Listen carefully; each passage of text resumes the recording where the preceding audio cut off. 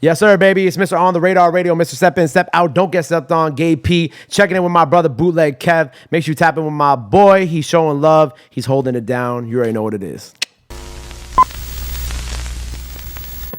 That's not the plan.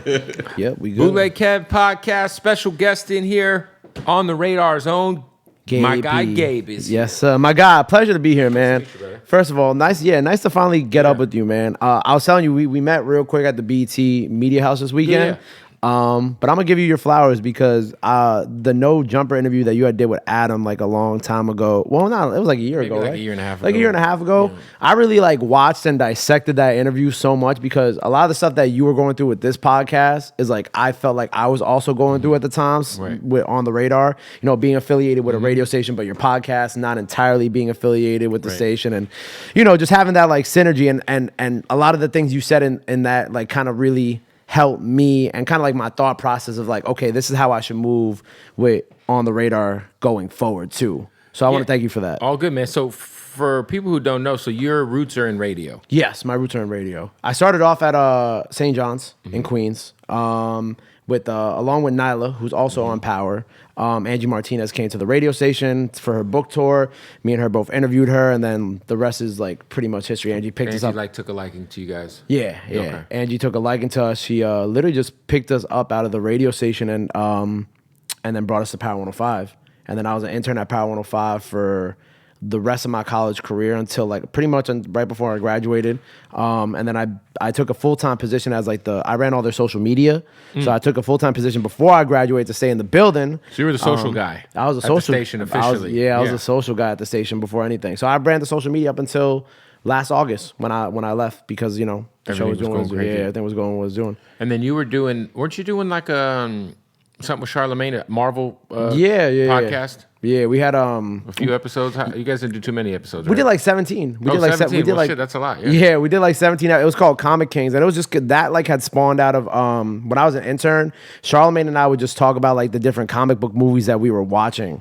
So like I remember like one conversation me and him had. It was like Logan had came out, and we were just having a debate about the movie, and then somebody at the station was like, "Y'all should do a podcast together." So like, you know, on my time off and his time off, you know, after Breakfast Club, we would just shoot it, and then the pandemic came, and then he got his show, and then everything just kind of got super busy. But honestly, like that was such a great opportunity, and it's when we still see each other, like we talk about like the nerd shit. Like we love that. What'd you think of Flash? I didn't get to see it yet because I've been on we've been on the Radar tour. I heard it's like super mid. Yeah, That's what I keep hearing. I'm like, how Michael Keaton's in it? How'd they fuck that up? Like how do you bring back like everybody, most people's favorite Batman, right? And then you include Supergirl, and then somehow you still mess it up. It's like this guy who plays Flash did so much wild shit, and they kept him in the movie. So I'm like, they had to have kept him in there because it has to be fire. I was thinking they were gonna scrap it after this guy was like breaking into people's houses and falling asleep on their couch and doing all kinds of weird shit. The actor, or fighting people in Hawaii. The guy's a fucking wild guy for sure. You ever seen the video of him in Hawaii where it's like, you know what I'm talking about? Where like his face is also, on the not mugshot? sure. I think he's they/them. They. Sorry. My apologies. Politically correct. Gotta be correct. But when they had when their mugshot was on the TV, and then it pans over, and he's just like sipping a drink in like a nice suit, talking to three older women. It's just like wild boy, man. Wild boy. But yeah, I didn't get to see it. I'm gonna watch it when I go back to New York. But I did see Spider-Verse. And Spider-Verse was phenomenal. Amazing. Do you think the Spider-Verse 2 movies are better? Because there's a lot of people saying that they're the best Spider-Mans. Period. Yeah, I think so. You think so? I think so. I just think it's just, I don't know, because I remember when the animated movies first came out, I was like, I don't want this. Like when they announced it, I was like, I don't want Miles. I want to see Miles. You know, like an actor. Yeah, an actor. Like live action. Because he's Puerto Rican, I'm Puerto Rican. You know what I'm saying? So I'm like, okay, this is dope because, you know, we're getting first of all, Afro-Latino representation on the big screen. He's from Brooklyn. My family's from Brooklyn. Like, it just kind of felt like, okay, this is dope. But then, like, when it actually came out, like, Into the Spider-Verse became like one of my favorite superhero movies of all time. And I think the two of them alone are really the best Spider-Man movies ever created. And it's weird because it's animated, so you wouldn't normally think that. Right. But I like the new one way better than I like the Tom Holland ones for sure. I think I agree with you, man. You know what the one is, that last Tom Holland one when it's just got that one moment where all the Spider-Men come together and you're just like, just like, this is crazy. Like, But have you rewatched it like after the fact? yeah, Like, it's not as great when you rewatch it, for sure. You're right. Yeah. Like it's just like one of those in theater moments that you remember, almost like a Endgame. You know what Yeah, I'm saying? yeah, Like yeah. yeah, the Spider-Verse shit is lit. So look, let's get to you obviously built this platform. Yeah. Was On the Radar something that you had always kind of like, because I think early on I was seeing you were doing stuff during the pandemic on like Zoom. Yep. And which everybody was doing. Right, we all had to do that shit. Yeah. When did you initially, did you launch On the Radar during the pandemic, or was it prior to the pandemic? Like, give me the kind of the history of it. Well, like On the Radar started in 2018. So like I originally had the idea because for me, like, you know, I'm 26. So 2018, I was like 21, 22 ish. right. And my biggest thing for me back then was like, I was a young kid and I was listening to like, you know, the Little Uzi Verse, the Yachty's Right. and the whatnot. And I would see them go on different platforms and I just felt like they weren't really understood by, you know, you think about like the infamous Joe Budden moment with him and Yachty. And it's like, Even like the Ebro one, where they were like trying to get him to rap over some primo shit. right. And I don't necessarily blame them for those moments, you know what I'm saying? Because, you know, they just didn't understand That's them at their the time. generation, yeah. Right, you know what I'm saying? They're younger kids, right? So I felt like at that time, I was like, damn, like, I don't really see them being represented properly in a media space, and I didn't really see anybody in my age really being able to be in this media space and also kind of be that kind of that person that's able to grab them and help them, you know, be presented properly the way that, like, you know, you think of like an Angie Martinez in the 90s with everybody from New York. You Right, feel me? for sure. Or you think of or bless you. Or you think of who am I thinking of? Columbia radio station. I don't know why I'm blanking right now. You talking about Stretch and Bobbito? Yeah, Stretch and Bobbito, right? Yeah. Like, or how Stretch and Bobbito was there to help bring up Biggie, Wu-Tang. Yeah, like they had like some of their the first Big L, freestyles. Jay-Z freestyle, all that shit, yeah. You think about those, and like I wanted to do something like that for this generation. So I came up with the idea back in like the summer of 2018, right after I graduated college. You know, I kind of presented. Were you already at Power? Yeah, Okay. I was already full time on the digital side of things. I was part of the Angie Martinez show. I helped out with Breakfast Club, so I did a little bit of everything. And when it came to like creating this space, I was like, you know, I wanted it to be like on the radio station, but they were like, you know, let's build it on your own. You know what I'm saying? Like, kind of started getting it going. They had a room there that I could use. It was the same room that Charlamagne used to film Brilliant Idiots in. So I would just film it like one interview a day, Right. or like one interview a week, something like that.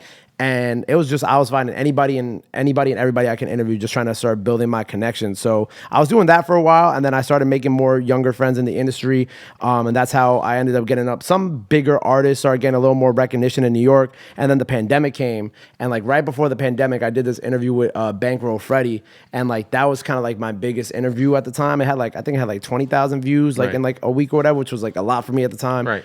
And I was like, okay, cool. I have all this traction, but now like everything is Shutting down. dead, right? So I was like in a space where it was weird because I also had another show at the time I did with Power called Enter Player 2, which was like a video game show. So I would play like Mortal Kombat, 2K with like some artists. Like I had Chef G and Sleepy Hollow on that show too, which was like one of their most talkative interviews, which was really dope at the time. Right. So pandemic came, I'm like, and I was like, damn, what do I do now? Like I really don't know what to do.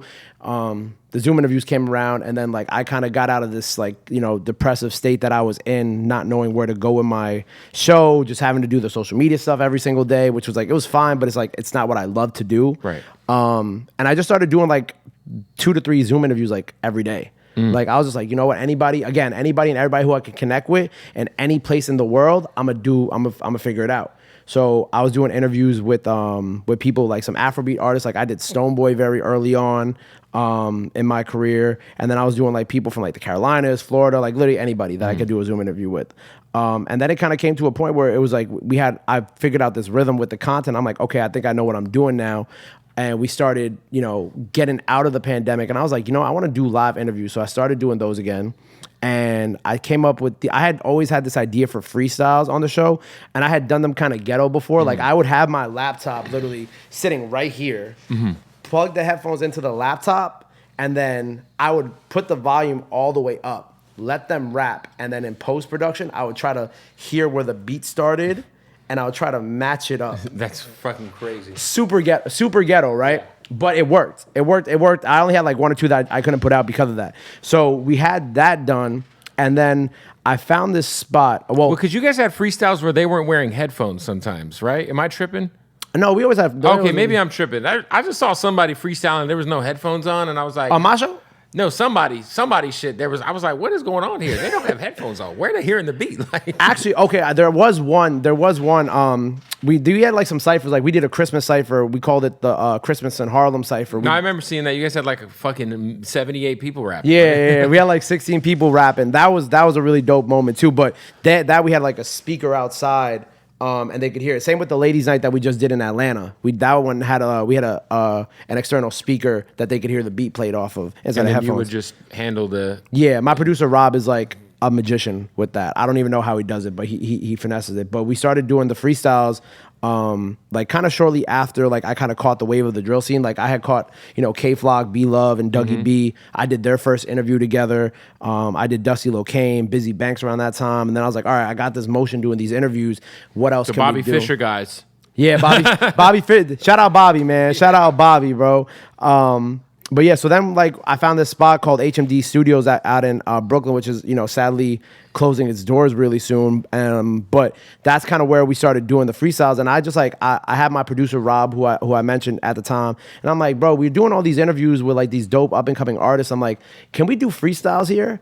And he called over the owners to the studio, and who are also friends of mine. He's like, is this possible? And they're like, yeah, this is possible. So we started off just kind of like doing once again, like anybody who wanted to come rap, just bring them to come rap. Pull up. And one of the first people who I had come rap on the freestyles in that studio was Lola Brooke, because me and Lola had done interviews before, Right. so we had this relationship. And then kind of from there, we just kind of caught this wave. We caught the drill wave in New York, and then I mean, you had the it Ice just went Spice crazy. freestyle, which Ice is Spice, crazy. yeah, Ice Spice's shit was I'm not nuts. sure she'll ever do another one of those ever again. Hey man, look, if I have the only got one, Ice Spice if I have the only Ice Spice freestyle ever, I'll be happy. But like, we caught a lot of really dope, incredible artists early on, and I feel like, that's kind of where I wanted to be at in 2018.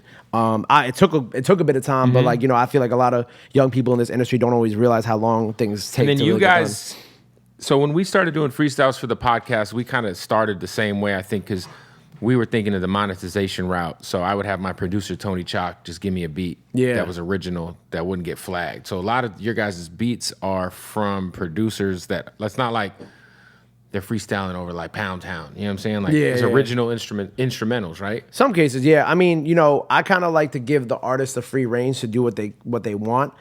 We do have we have in-house producers now. My boy Fritz cooks up a lot of the beats. Hitman gave us the beat for the Ladies Night Cypher, so that was really dope. But I try to give them the free range. I got a great partnership with Create on the monetization side of things, so they help me kind of sort through all those things with the beats and kind of like getting copyrights on.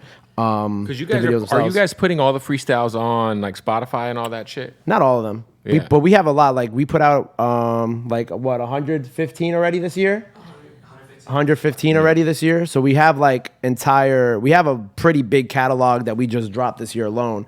But we try to encourage artists now, especially the up and coming ones, is like, look, if you coming on the show, you might as well do an original beat so we can put you in our ecosystem on streaming, and then you get the on the radar fans, we get your fans, and then we kind of are able to marry that together. 100%. So for you, like, you say, were you with Angie like every day, like Monday through Friday? Yeah, every day for many years. What was because Angie's obviously, I've met her a few times and she always is so fucking like, before I met her, I always just assumed she had this aura around her, but she's so nice. Like she's like super, super, super, super sweetheart.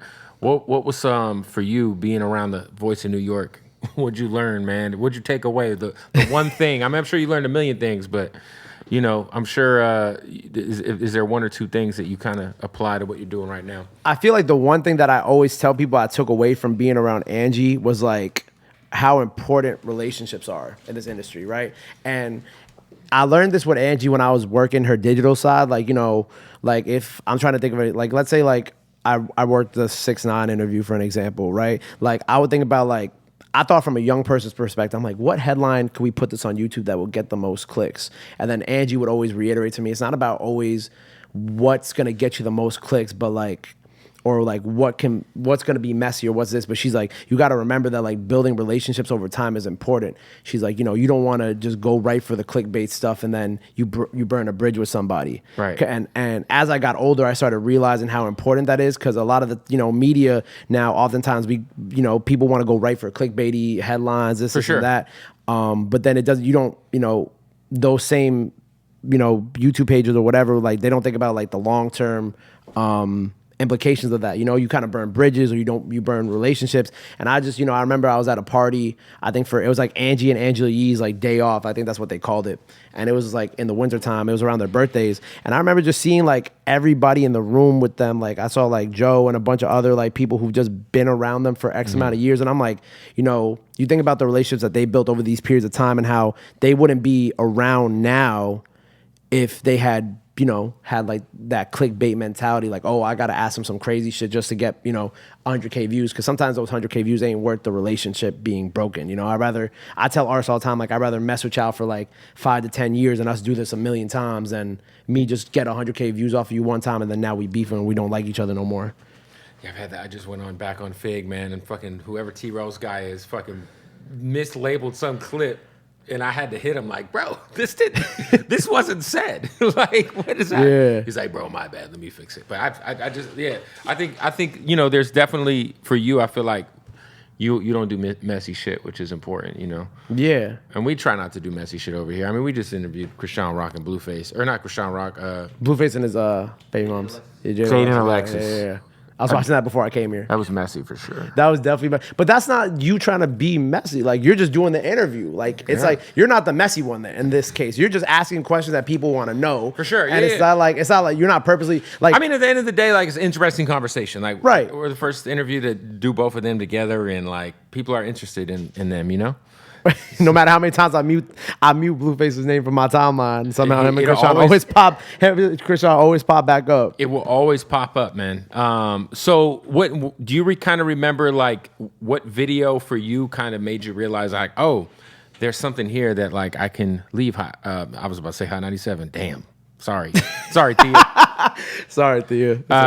Leave Power 105 and kind of just go full time with your own shit. Well, I'm still at Power. I still do my radio shows at Power, but like leaving my. I'm talking about your full time. Yeah, the full time job. You're doing the social media director thing. Cause the show's on the air, right? Yeah, show's on Friday nights as well too. Yeah. I think it was really kind of when the motion started going on when we caught the second wave of drill music with like K-Flock and them in the Bronx. Like that's when I was like, okay, there's something here that we can really tap into.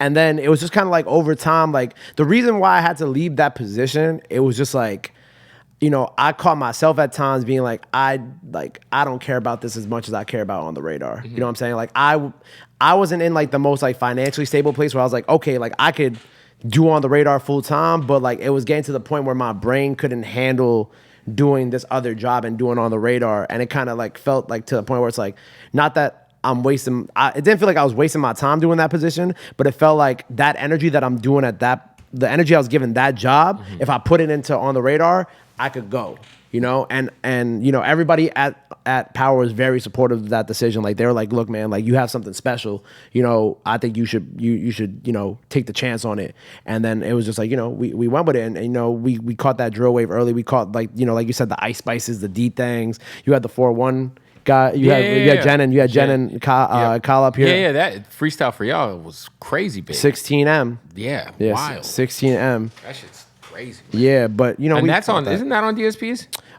That one isn't. They turned 2 of those records, I think, into songs, but not every piece of that was ever released on streaming. But that's also something we learned early on too, that that we all we don't regret it now, but like now when you look back at it, in 2023, like it's like, damn, like if we kind of had our shit together the way that we have it now with streaming services, that could have just gone. Same with Ice Spice. Like we probably could have gotten Ice Spice's freestyle on streaming if this was, a year and a half ago before she blew up.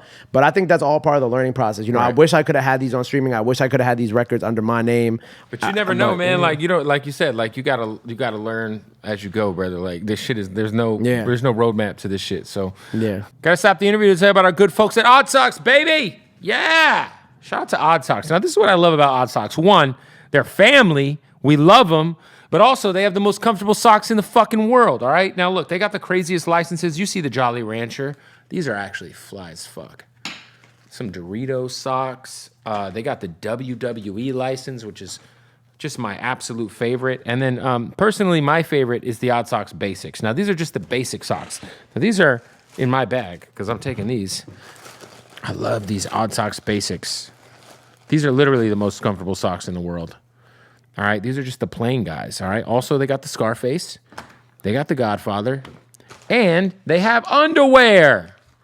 What are we talking about? What are these? 2XL Reese's Pieces. You know, if somebody was going to wear some Reese's underwear, I'd assume they'd be a 2X on the size.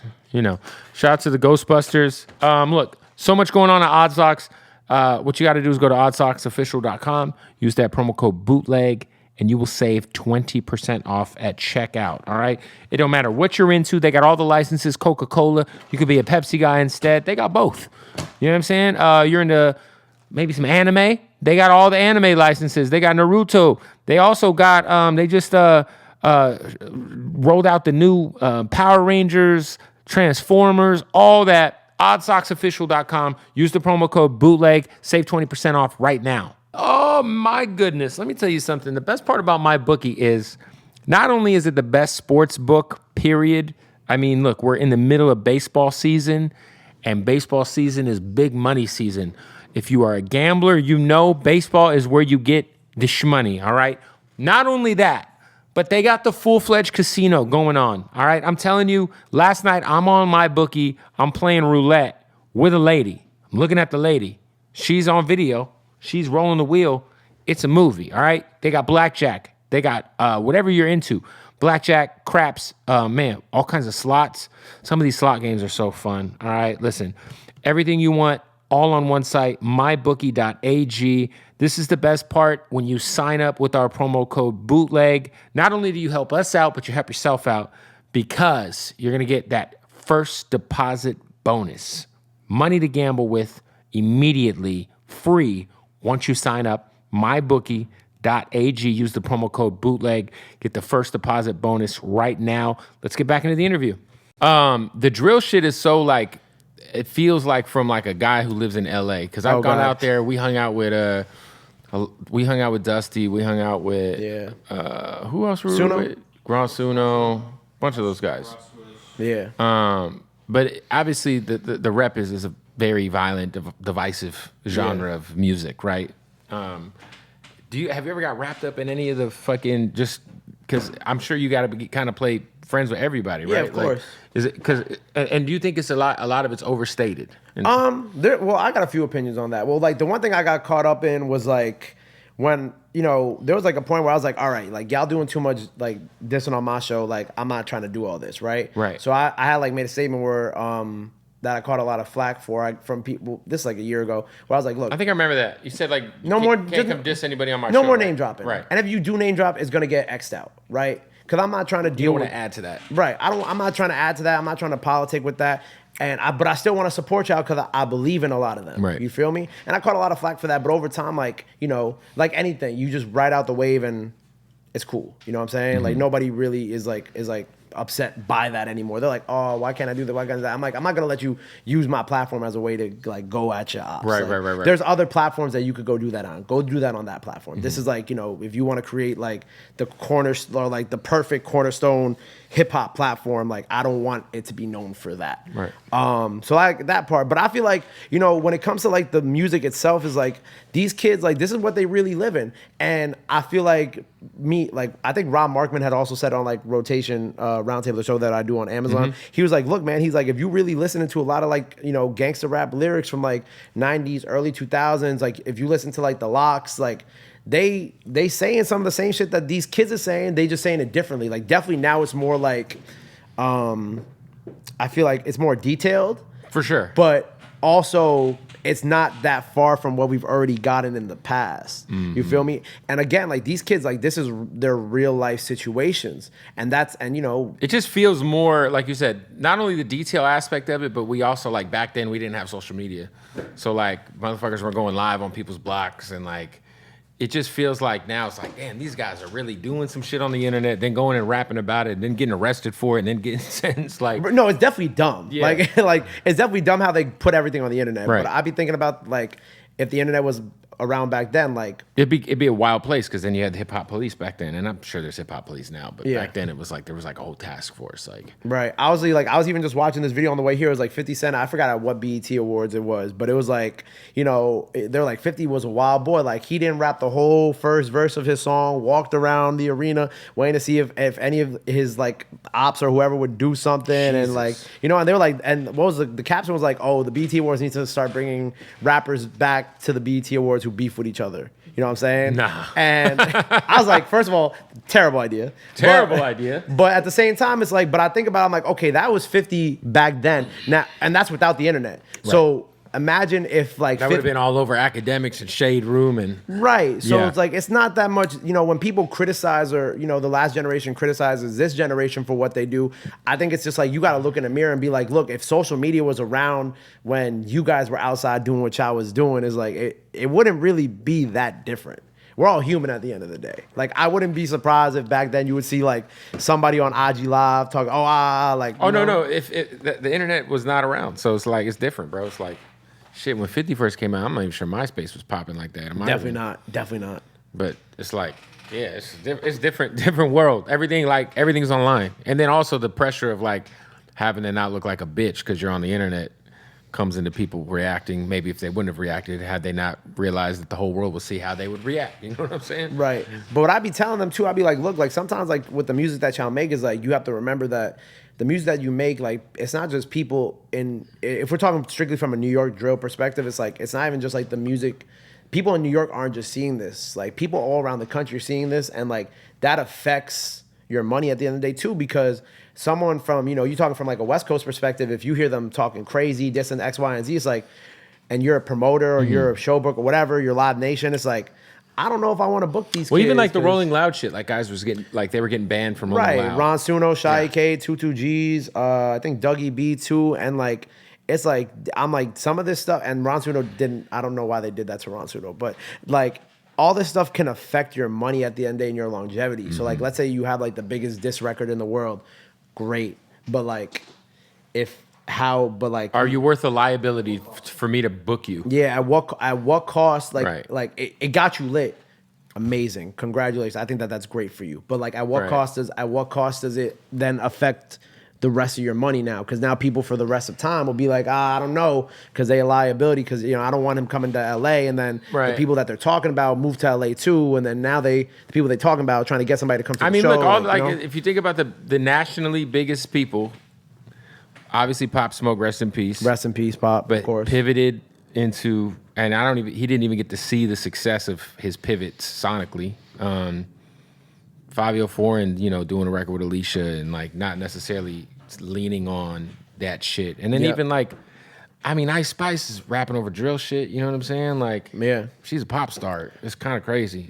It's like really crazy. Yeah. Ice Spice is the closest thing that I've ever seen that if someone said that industry plans were real, which they're not, I don't believe that that's I don't believe that either. Yeah, that's not a real ththing. But if there was like some like internet rap conspiracy that Ice Spice was an industry plan, I'd be like, I understand why you think that. Right. Because it is just like, it's crazy. Has she done an interview besides you? Yeah. Yeah. Did she do like Breakfast Club or anything? She hasn't done. She did Ebro on Apple One, but she hasn't done like the traditional Hot 97. She did Hot. She did. Oh yeah, yes, she did I missed that. Yeah, she did one Hot, but it wasn't like super in depth. She doesn't do a lot of interviews. I noticed that too. It's probably smart not to overexpose yourself. Yeah, I think like you know what you were saying about like the with Pop. Like first of all, like the fact that Pop is still probably the most streamed artist in New York in terms of younger artists. And bro, in LA, this motherfucker nonstop every single power rotation for like 2 years straight. I'm talking about like What You Know About Love is still like a sub power in LA. Yeah, it's crazy. Like, it sucks because he didn't get to see the fruits of his labor. 100%. You know, like I feel like part 2 of the what was the EP that he put out? Was it the before he died? It was the Me Too too. Me Too too. Yeah. Me Too too. Yeah. That was the last piece of work I think that came out before he passed. Literally like 2 weeks. I think. Yeah, and then this fucking album drops, and it's like just hit record after hit record, and it's like, And it's crazy because this is like the album that dropped. Probably that was, I don't know. They did some call where they played us a project. I don't remember if they said it was 60% done before he passed away or something like Right. that. But like you imagine, it's like, okay, what if he was Finished. still around and he was here to finish these records and had the features on it that he wanted? You know, not saying that they put all those features on there because I think 50 did a great job of like executive producing and Same. because like because the last album was cool, but it was definitely you're like, oh, this was like super unfinished stuff that they just pulled together, and there was so many random features and shit. And yeah, one of my mans produced one of the songs on that project, and then they switched the beat on him. see, like that kind of shit's like you know, it's or like they had 2 songs on there, the one with Busy Banks and the one with Ross Swish. Those were songs that were 100% finished before he passed away.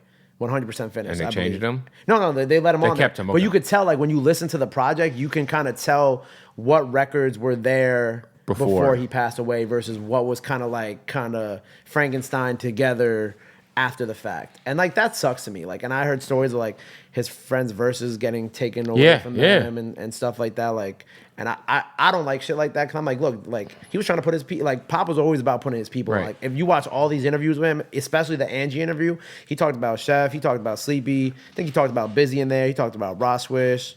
I'm trying to think who else, but like he was always about putting like people who he fucked with on. So like I think that's just unfortunate that we got to a point where it's like, okay, now we're gonna throw this pop verse here, we're gonna throw this pop verse here. You know what I'm saying? Like I know there's one on Nigo's album. I don't know where that came from. Like Right. I think about things like that, and that shit kind of sucks. To me. Tyga's got hella verses. Oh, pop verses. I think he's got 1 or 2 out. I'm like, Tyga? He got the Sunshine one, the one with him and Sunshine. Janae I feel like there was another one though, or am I tripping? No, I'm thinking Tyga and him had a record together on. Oh, pop yeah, shit. the West Coast shit. Yeah, I liked West Coast shit. That was a good was one. cool, yeah. But like, yeah, like you think about like I don't know if Sunshine was done before Pop passed away or not. I don't know the story behind that record, but like if it was Frankenstein together, it's like damn, like They did a good job. They did a Wasn't good terrible. job Frankensteining that one together, but it was Wasn't kind of bad. sad. Yeah. I was gonna ask you like, so this complex list comes out, right? Okay. This is the headline. Okay, No. I'm just curious because like I feel like you're very like to like you. I mean, I'm gonna be honest with you. I feel like you're the premier freestyle platform now. Thank you. I feel like you guys, what you guys are doing is more important than what the leakers do. Flex is flex, you know. So flex is gonna get like Yeah, he a legend regardless. the Conway shit that just happened was crazy. Like, I mean, I still watch the Black Thought one like once a week. It The feels Meek like. Mill ones are obviously Meek Mill and the Tory Lanez ones I always watch. But I was gonna say for you, like, you know, we do freestyles here. We drop like two, probably 1 or 2 a week. It just depends on what happens here. But like, you guys have really dug your heels into the freestyle lane, and it's been dope to see because I feel like you said, like being in New York, there is like you can't just be anybody and go see Flex. You know what I'm saying? Yeah. Like you gotta have it's gotta make sense for him. Right. You know what I mean? For you, you're giving people platforms that you just believe in, or that you're like, hey, I think this person's dope. I think more people should have eyes on on this person. Yeah, absolutely. So when you see like a list like that come out, do you feel like you deserve more acknowledgement when it comes to certain shit like that? Or I mean, you're still like a relatively new platform, but Yeah. like, what are your thoughts on that kind of shit? I mean, obviously, like, you know, I'm like, first of all, thank you for the kind words, and like also kind of just going off what you said about giving people a chance. Like the one thing I want to say about On the Radar is that like the reason why On the Radar is what it is because my goal for it is to be able for you to have a Meek Mill or a Little Baby on there, but then also Lil Homie from down the block. You Right. feel me? Because I feel like there's no place where you marry all those things into one place that's just about the culture, about hip hop, about music in general, right? But when I see things like that, like of course, like I'm like, man, like, you know, I was bummed out about it, but like I've been the underdog for so long in my life and in my career that like it doesn't faze me because I know, you know, the numbers are like I don't like to be the person like look at the numbers, but the numbers are there. You feel me? Like we're doing things that hasn't really been seen in a long time and hasn't, you know, there is no platform since like I feel like a Rap City that or like 106 in Park that's or TRL that's really kind of brought like the up and coming and like the who's hot at the same time. Right. Like the fact that I can go on my show and like bro from down the block was there and as he's walking out and Elite Choppa is walking in, Like that's fire. Like, Right. you know what I'm saying? Like nobody's doing something like that. Or like Sexy Red's walking in as like this up and coming R&B singer from Jersey is leaving. Like that's dope. So of course, like I see that and I'm like, damn, like this is crazy. Like I feel like we deserve the recognition. It was funny because when that list came out, that same night, I was at like this DeVito event at like Legos and like then Complex posted like the up next like list thing. They're like, oh, hip hop's next, like whatever. I forgot what they called it, but it was just like a social post, and it was like me, Hakeem from OGM, Don't Call Me White Girl. I'm trying to think who else. There are a few other people on that list, but I'm like, all right, so I'm a social post. You know what I'm saying? But I appreciate all the recognition regardless, because I know that like it's gonna be there, Right. one way or another. But also like I just be getting tired of the list too. Well, also, this shit doesn't really matter. It doesn't like help. It's like you said, check the scoreboard. You know what I'm saying? Like, Yeah, That's what exactly. like I had people hitting me like, and I genuinely just didn't care. Like, Yeah, how like, did you feel about that? I didn't give a fuck, bro. Like, I really didn't expect to be on the list. Like, we over here in LA, we are a very independent operation. I don't care about none of that shit, bro. Like, they try to get me to like be angry on some. Whose show was on when they asked me about it? T-Rail shit. Oh, T-Rush. I just like I have no emotion, man. Like my whole thing towards it is like, you know, at the end of the day, like I'm doing me. If people want to recognize it, it's cool. If not, we're gonna be all right. Like Yeah, that's how I feel. shit's moving. Yeah. We good. Because I feel like it's just like, you know, people love making these lists, right? And also, It's a bias. It's also that's why I was surprised you ain't. Because I mean, listen, Complex of East Coast by his place, right? So I was Yeah. really thinking like, what the fuck is going on over there? They ain't, like you've had more moments than a lot of these motherfuckers. You know what I'm Right. saying? Like, and you do it with a high integrity. You know what I mean? Yeah, and You're not, like, Complex- stirring up bullshit. You know? Yeah, Complex has shown us mad love. Like we just had 2 freestyles on like the top 25 verses of the year so far. And they've done like other stuff with me before. So, but I didn't feel no way because of that. Like I didn't hit my man's at Complex like, yo, Right. bro, why you ain't put me on? I would never do that because I don't think that's that's an integrity thing. Like I would never handle business like Right. that or come out my neck at someone like that because that's just not how I am. But you know, at the end of the day, it's like, you know, you still are disappointed. You're like, damn, I wish I could have been recognized by this. But it's like, it's cool because I just kind of turn all that fuel into motivation. Like whenever they told me, oh, like, you know, you won't be able to have this artist. All right, cool. I'll see you in a year. Right. And like, you know, then they end up coming back around anyway because now they're like, okay, cool. Or like, you know, we'll have an artist who comes on the show and we'll do an interview. They're like, I don't know if I want to freestyle. And I'm like, all right, I'll see you in 6 months. And then 6 months later, yo, Hey, let's stop the interview real quick to tell you about our good folks at King Palm. That's right, man. Shout out to King Palm. We're talking about nothing but that organic, all right? That natural, them leaves, all right? There's no tobacco involved, and they're so smooth when you smoke in them. I love King Palm. It's the only thing I'm smoking out of. Now, if you go to your local liquor store, you go to your local smoke shop, you can get King Palms. Of course, 7-Eleven's got the King Palms, and they have so many crazy flavors. Like, shout out to Sugar Sean, who's from Phoenix, Arizona, my hometown. He's got his own flavor. They just sent us these. Now, what's dope about King Palm is that they have the terpene infused flavors. So at the end of the tip of these pre-rolls, right, you get the leaf, you squeeze the tip, that's what she said, and then you just get a burst of flavor. This is that honey mango, all right? Now, this is the most important part. This is absolutely natural, tobacco-free leaves, the cleanest way to smoke. All right, trust me when I say it, man. We love King Palm over here. So many flavors. I mean, shout out to the grape, shout out to the honey mango, shout out to the sugar punch right here. You know what I'm saying? Look, if you go to kingpalm.com right now, you can get hooked up with everything you need at 50% off if you use the promo code Bootleg or Bootleg Kev. Try either one of those. I forget which one it is. It's Bootleg or it's Bootleg Kev. You know what? The correct promo code will be down below. Use the one that's down here, kingpalm.com. Get 50% off right now. Shout out to King Palm. Also, want to shout out to our good folks at Blue Chew, baby. Shout out to Blue Chew. Now, this is what's going on with Blue Chew, man. Everybody keeps asking me, does Blue Chew work? Yes, it works, but don't take my word for it. You're going to get a month for free when you go to bluechew.com and you use the promo code BOOTLEG. A month for free. Now, what is Blue Chew? Fellas, if you're dealing with erectile dysfunction, fellas, if your dick is not getting as hard as you'd like it to, maybe for your wife. Oh, I don't know. Listen, all you got to do is go to bluechew.com. It has the same active ingredients as Viagra and Cialis, but it's getting delivered to you in a chewable form, right to your door, in discreet packaging, and you do not have to go into a doctor's office to get Blue Chew. You go to bluechew.com, you use the promo code Bootleg, you get a month's supply delivered to your door, discreetly, of course. Discreetly. No doctor's appointments. No going in, leaving your house and sitting in a lobby and waiting for some, lady to call you in so you could tell her how your cock's not working properly. It happens, fellas, all right? BlueChew.com, take my word for it. Also, take their word for it because they're going to give you a month's supply for free, just $5 shipping, BlueChew.com, promo code Bootleg.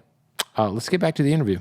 Is it hard to? Yeah, I was going to say because you'll get freestyles from artists who traditionally don't do freestyles, right? Yeah. So do they go there knowing they're going to freestyle? Because a lot of times we'll run into that where like somebody will come to LA and they'll have like their LA Leakers shit ready. Yeah. And obviously the LA Leakers ain't a thing anymore, y'all. Breaking news. They're Just Incredible thing ready. Pain. Like we're not like our brand isn't freestyle driven. We do freestyles. Yeah. But it's not like, we do both. You know what I mean? Where I would say we're more known for interviews. You know what I mean? Of course, yeah. So like, I got to hit artists sometimes to be like, hey, I know you come to LA. Make sure you got the other clip ready. You know what I mean? Like, save me something. You know what I mean? But y'all, I feel like now if people come to New York, like they're coming there to do your shit. Yeah. I think, even like, because Flex is a lot harder to get onto. You know what I mean? Like, absolutely, yeah. So like, do you guys have those conversations like, hey, look, just do something, man. If you like it, we'll use it. If not, we'll scrap it. Like, oh, hell yeah. We definitely have those combos. Like, I also give artists like the opportunity. I'm like, look, if you don't want to do a freestyle, like, let's get a performance video out of you. Yeah, dude. Like, I noticed y'all do that. Like, you did the Sexy Red performance. Exactly, yeah. Which one of the funniest things we ever shot too. But like, Annalie Choppa did a performance with his dude Gino.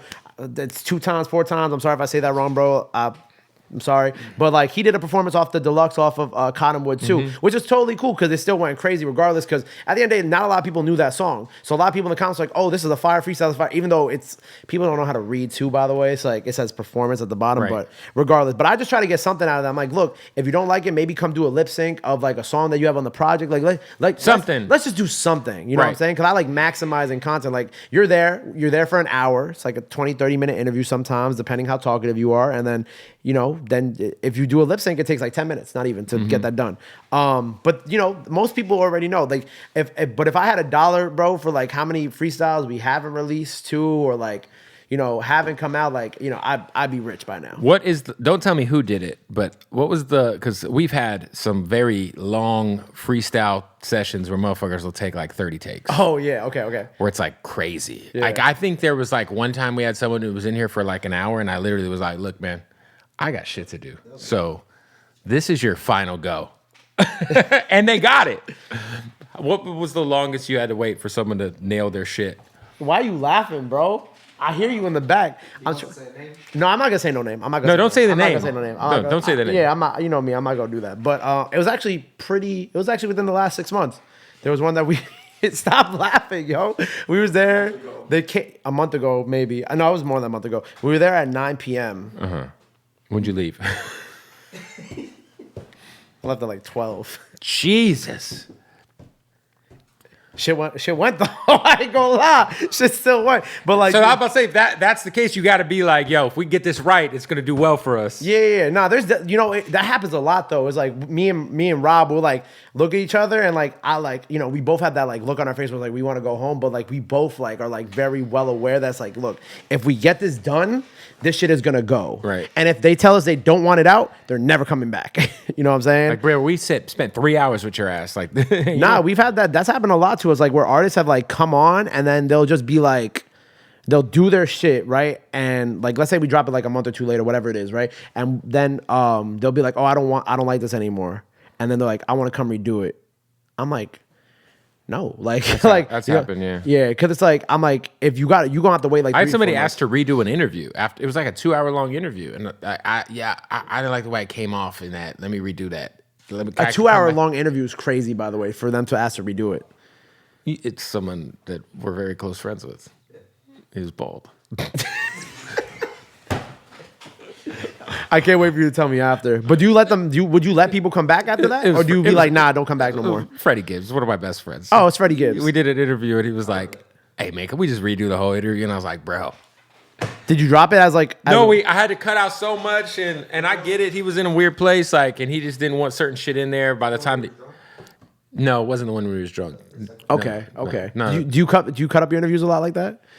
I give like artists opportunity, like, you know, like you said, like I don't want to like make people uncomfortable coming over here. So if like there's an artist that like comes on the show and they're like, hey, I said this, can you take that out? I don't care. Like, I'm not going to be like, nah, fuck that. You know, like the only time that ever happened was we had dropped a Lil Pump interview. And, Y'all Chocolate tells me everything I need to know about this interview. yeah. And well, he tried to like his little weenie ass white boy manager. I was like, bro, you know where the fuck we at, bro? Come through if you want to talk that crazy shit. Like, so what happened was the interview goes up. They didn't like the title. Because I put they never like the title. They never like the fucking title. So I put like Little Pump on new music, J. Cole predicting his fall off, or no, I didn't say his fall off. His career. If J. Cole predicted if J. Cole predicted his career, something like that. It wasn't even like crazy like flavoring, right? But they didn't like the fact J. Cole was mentioned in the title. So they had hit me. And then they had like his other manager hit me who like works, I forget what label she works at, but she works with Thug. She works with a lot of people. She's like well respected in the industry. So I took it out of the title, right? And then they had hit me and they were like, because we put the clip up, because we put clips up, right? Like, yo, his guy hit me like, yo, you got to take that shit down. And I was like, or what? It's already up. Like, what you mean I got to take it down? Tell me what's going to happen if I don't take it down, bro. Like, what the fuck are you going to do, bro? You come back to the studio. We're here all day. You know what I mean? And Little Pump posted my phone number on his story and said, call me. His phone was blowing up. My phone was blowing the fuck up for like a whole night. Oh my God. He put it on there like, call me. Oh my God. Yeah, it was hilarious. Oh my God. So you had to change your number, obviously. Yeah. I mean, I turned I just was like, I have two phones, right? So I just turned that one off. I was driving to Mexico at the time, so I just turned it off, and bro, I had all kinds of fucking like weird ass like pasty white bitches from Germany sending me nudes and shit on WhatsApp. Like, it was fucking weird, bro. What the hell? It was super weird, but you left the interview up, obviously. fuck yeah, it's on there, right? They go run it up, yeah. Keep watching that, I guess, right? Yeah, and it was like a fair interview to Little Pump. I was like giving them props and shit. Right, and I've watched some of the clips too. Yeah. Like, it didn't even seem like it was like. It is what it is. It was funny though. It wasn't like a messy interview. Like, It wasn't. It was very just a genuine conversation Yeah. about where he's at and like the whole. But you know what? culture. People are delusional. People are extremely delusional. So it's like, you know, if he'd have shown some sort of like humility and like you know, self-awareness in that interview, I feel like people would have been like, oh, Lil Pump, you know, matured a little. But he was like, I'm rich. When I was like, did J. Cole, you know, looking back at y'all's interview and y'all's interaction, do you think he predicted anything that ended up happening with your career? He's just like, I just know I'm rich. And I was like, all right, bro. Well, you know. Well, J. Cole is also very rich. Shout out to J. Cole, Shout out Cole, co-owner of man. the Hornets, god damn it. Literally co-owner of the Hornets now. That shit is crazy to me. I love that from him. You guys have such a high output in terms of just like, you guys do a lot, right? Yeah, so much. How many things a week would you say you film? I mean, it can range from anywhere like from 15 to 20, I feel like, you know what I'm saying? Depending on the week that we're having. Like, when we're on tour, we film a lot because we're doing only freestyles out here. Right, so everybody pull up. Yeah, pull up, shoot, bing, bang, boom. Like today, I'll tell you what we're doing today. We're doing, give me the list, John. John calls it the California Love Cypher. That's what we're calling it, right? So we got a bunch of artists pulling up to the you studio got? today. Here, give me the list. This all Cali artists? Yeah. So we have Reason, we have Kembe X, we got Simba. Oh, yeah. We got Jason Cash. Okay. We got Pac-Man the Gunman. Great guy. Incognita. Kayla James. Stone. And is the last one, Stone confirmed today? Just now? Oh, Jay Stone's going to be in the cypher. There you Gotta go. be big. Make sure he's on time, please. All good folks. Again, make sure you're, you know, Googling the politics there. Oh, the politics is messy on that one? No. They all know about each other. I'm not saying Jay Stone. Oh, I'm just okay. saying like that if you ever come to Cali and you're gonna have like 30 rappers in the building at the same time, just make sure everybody knows about each other before that happens. Oh, yeah. I'm not saying anybody on that list you just said is. I'm not applying that to them because Yeah. they're all very mature, great dudes. You know. Yeah. But yeah, just you know, LA can get tricky. Oh, I know. Yeah. I feel that was the one thing is like, I can't wear a Yankee hat out here. yeah, you crazy. can. You can wear a Yankee hat. You just can't go to Certain places. wherever you're at. You're probably fine. Don't tell me that, bro. I didn't pack no Yankee Like fitteds you're on this fine trip. at the This is BET crazy. Awards. Like Okay, you're yeah, fine. yeah. Like in Hollywood, you're fine in the Valley. you just can't go to like South Central. Right. You really can't just. There's like A bubble. the like I'm in town bubble. You know, Yeah, just stay in yeah. the I'm in town bubble and you'll be fine. Well, he got pressed by a valet once, right? Yeah. He got pressed by a valet once. For a Yankee hat? What color was that? It was the red Yankee hat. A red yet? Red- Oh, blue Yankee hat? It was, Like the navy blue one. by the stadium, something. It was stadium, something like 2018. Oh, by the stadium? Which stadium? LA. The Staples, something. Oh yeah, I mean that makes sense. Okay. There you See, that's go. downtown. So Oh, that's how. There you go. So that's how we messed up. yeah, But you- like I would say Hollywood to the Valley.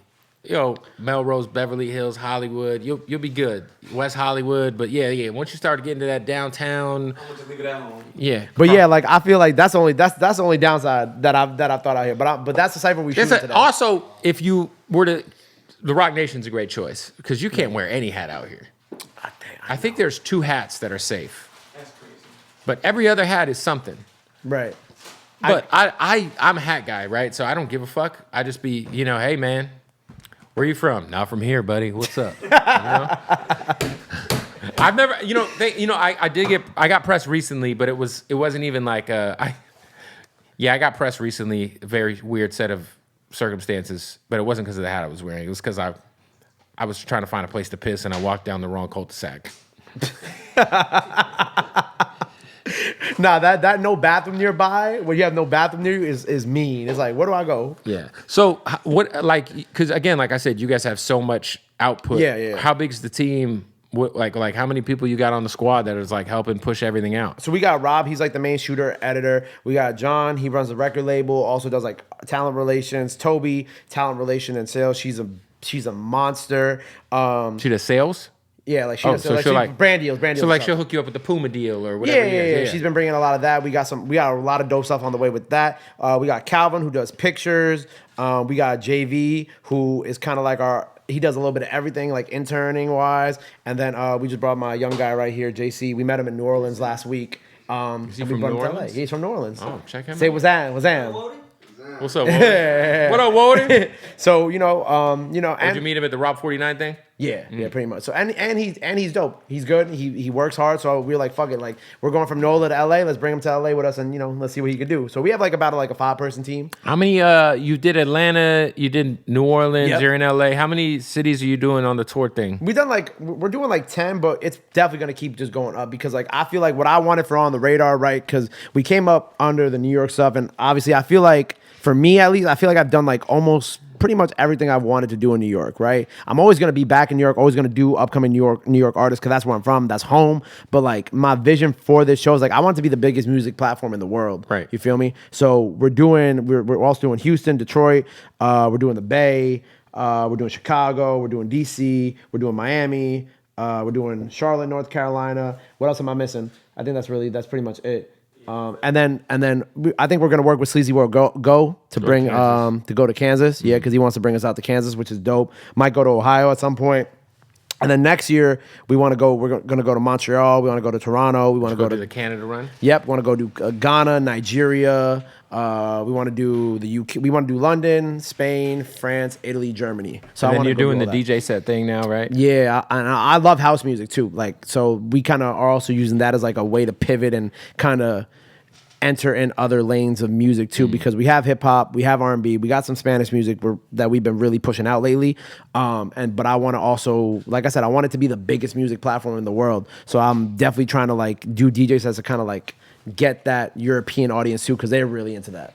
You got to go to London, man. I know that's the goal. That's the goal. We've had like AJ Tracy, Digga D, Unknown T, gigs. Like the London trip is just gonna be like me going back to New York. I feel like it's just like we're just gonna run shit up out there. And I love UK culture. Like the fact that Central C was able to be the first UK artist to do the XXL cover, as far as I'm aware. Yeah, I think so. I mean, 21 so. Savage. That was a good one. Yeah, that was a good one. But yeah, like I love the UK right now, and I think the UK artists are like really like they're bodying a lot of like the American artists. I agree. I love that Central C Dave EP. Oh my god, one of the best projects of the year. Oh, so fire. We had this conversation, I think on Roundtable. People were like, "Oh, why do we feel like male hip hop artists aren't like doing it right now?" And I'm just like, I feel like the music just isn't translating as much to audiences as well as it did before, because a lot of it maybe it's like the gangster rap part of it. I don't know, but I feel like UK artists just take their craft very seriously. Like I think they take their craft maybe more seriously sometimes than American artists. At least upcoming ones. I feel like also people don't give the UK drill scene is kind of what kept that shit alive. You know what I'm saying? Yeah, and I like agree. made the New York shit kind of. I feel like because it was like Chicago and then UK and then we got this Brooklyn, New York version of the subgenre, if you will. All right, well, look, man, you got anything else coming up? Man, we got the tour. Are you guys signing artists? We're working on it. We're working on it. We got the On the Radar records right now. Right now we're doing like projects. So I got a bunch of projects that we got coming out under On the Radar. We got a lot of singles. We got Yeah, I know. I'm getting to that. We got our first Afrobeat single that may be out by the time y'all see this with this girl Fadi. She's from Niger. Incredible talent. We've worked with her for a little bit. We went viral with her over in Africa like a year ago with one of her performances on my show. So we got that. Got a lot of singles on the way. I'm trying to think what else do we have coming up. We coming. EPs. But yeah, I said a bunch of EPs. We're going to different cities.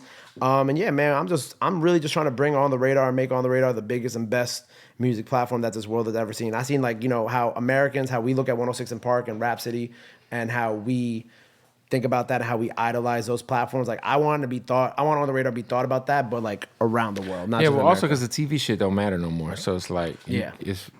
No one cares about TV. Yeah. So I want to YouTube's TV, bruh. YouTube is TV. So if you're not on YouTube, you know what I'm saying? But I want it to be the biggest music platform in the world. So that's an end goal for me. Well, shit, man. Congrats, brother. You're Thank you, bro. on your way, Appreciate it. man. Appreciate you pulling up, man. Yes, sir. You already know Whoa. what it is. Hey, this interview is brought to you by our good folks at Hardin. All right, shout out to the Hardin family in Las Vegas. Make sure you follow them, Hardin_Las Vegas, the #1 dispensary, period. All right, the craziest selection of premium cannabis you can ask for. Plus, when you go to HardinLasVegas.com, you can check out all the other cool stuff they got going on. They got a whole weed university happening in Vegas. Hardin is where it's at, all right? So if you're in Las Vegas, you get into that taxi cab, you say, take me to Hardin, and when you get there, you tell the wonderful bud tenders that I sent you, and they're going to take care of you. Hardin_Las Vegas, go follow them. And yeah, we got another interview coming soon.